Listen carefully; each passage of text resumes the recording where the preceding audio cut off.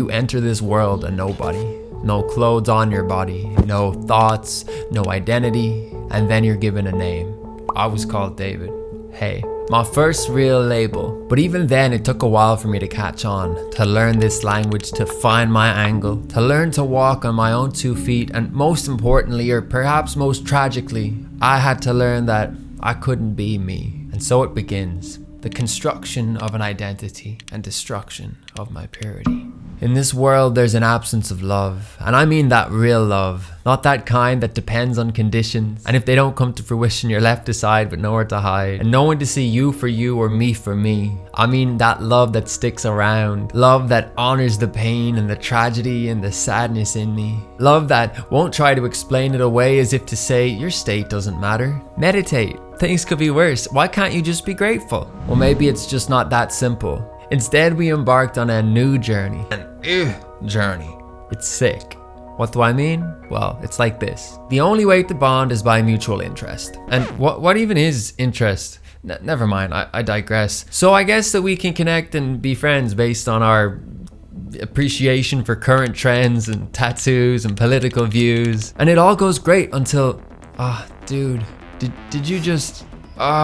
you're not who I thought you were. You lean a little more left than I'd like. You were almost right, but you appreciate some things that I hate. And so no more will speak, because we disagree. I decree that you and me no longer be friends. Yes, that's right. My ego and me, we gotta go, now that I know. Before all of this, I was pretty chill. In my youth, before even my name I knew. I had nothing, no fear, no judgment, no desire, no longing. But I gave that all up when I decided to grow up. My ego started to blow up. But it wasn't just me, it happened to you too. And since we had different families, we got different beliefs, we heard different stories, we sat on different seats. We dressed ourselves with clothes, ideas, limitation, gradually permeating in and through, all around, which in and of itself is no harm. Because that's how we come to understand an alarm when it sounds. It's how I know that when I'm hungry, I must eat. When I'm tired, I can put up my feet. Or perhaps if there's something chasing me, I best retreat. All of this helped me, but in the process, it caused me to forget me. My purity I can no longer see, but I'm a master architect, picking up pieces and forcing them to fit. At best it's bliss, but more often than not it seems like a constant attack.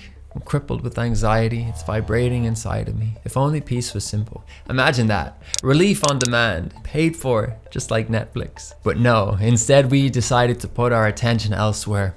Upholding aesthetics, vanity metrics, invest in cosmetics. How many likes, how many comments, how many times do we need to do this before we realize that our time would be better spent by ourselves, getting to know ourselves? I'm afraid to check my inbox for fear that it's empty. Crickets mean they hate me, and simultaneously this is the same thing that's overstimulating me, overwhelming me. Who would I be if they didn't see me? Silence is dangerous, because that would mean I'm alone with me.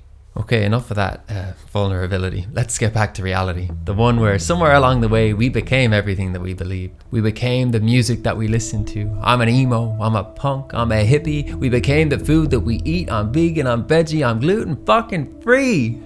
All of this, part of our identity. And so there's you and a me, there's us and a them. You like beetroot, they like burgers, and now all of a sudden we can't dine together because the industry is just like you and me. They all have their own identity. So you eat there, I'll eat there, and I guess we'll rendezvous later and show each other what we had to eat via a tweet or whatever they're calling it these days. I can't keep up with the fast pace, these constant updates, news that's apparently fake.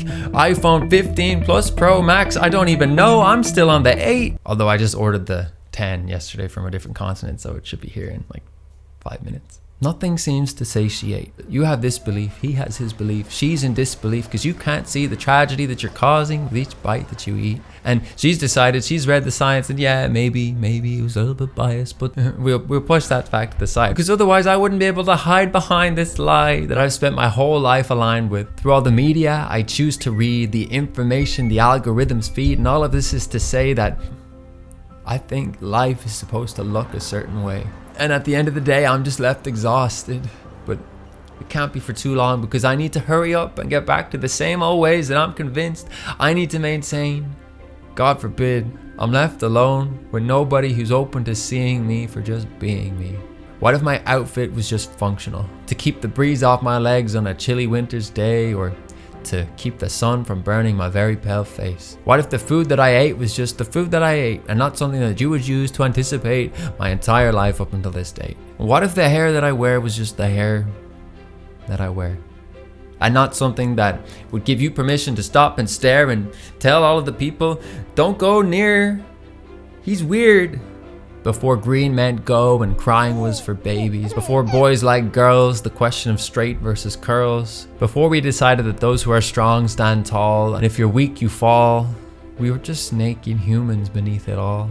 We're all wearing different outfits, but there's not one that you need to stick with. Try new things, put yourself in uncomfortable situations, expose yourself a little, take off your metaphorical scarf, and that might look like you going to a dance class, even though your friends think it's uncool, but you decide that you want to do it for you. Maybe you decide that your life right now is feeling a bit shitty, and so you decide that you're going to head off to a new city because where you were, things just didn't seem to be fitting. Sometimes our awesomeness is hidden beneath a big pile of things that we just don't need. And if it turns out that all of those things are all you ever dreamed, then you can gather them again, feel free. But is it not worth investigating the possibility that there might be something better out there for you and for me? When people talk about thinking outside of the box, what they really mean is consider beyond what you believe to be true and reasonable. Leaving the box means opening yourself up to endless possibility. And to someone who's been told what to do their entire life, such freedom can feel and seem unsettling. We can see what we're going to lose, but we can't see what we're going to gain when we let go of something. It terrifies the mind to leave familiar territory. If it's not a hell yes to that sombrero that you haven't worn in the 7 years that you've owned it, or that job or relationship that you keep holding for fear of going broke or being alone, you need to consider that there's something better out there for you. It's okay to let go. It's okay to not know. You need to trust that you're not going to implode the minute you try something new. It's daunting, I know. But if you believe, as I do, that there is something else out there for you, that you are deserving and that good things are coming, what have you got to lose? And this might sound a bit woo-woo, but I believe that there's something out there bigger than you, bigger than me, bigger than we, and it's supporting our endeavors. If only you would let it. So here's an invitation. Let go of those things that have been weighing heavy on your heart. Start that thing that you've been meaning to start. Maybe you go somewhere that you've been wanting to go. Maybe you ask out that person that you're afraid might say no. And look, the worst thing that could possibly happen is that they see you with your pants down and realize that you're just like them. Bigger than you, supporting you.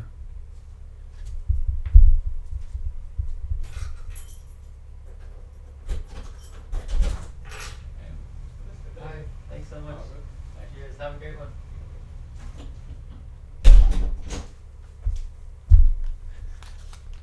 It just arrived. This is my iPhone 10. This is the future David. I hope you enjoyed that video. You can check out the description for meditations, newsletter, everything else that I offer is down there too. Have a beautiful day. Catch you in the next video. Subscribe and stuff like that. Cheers.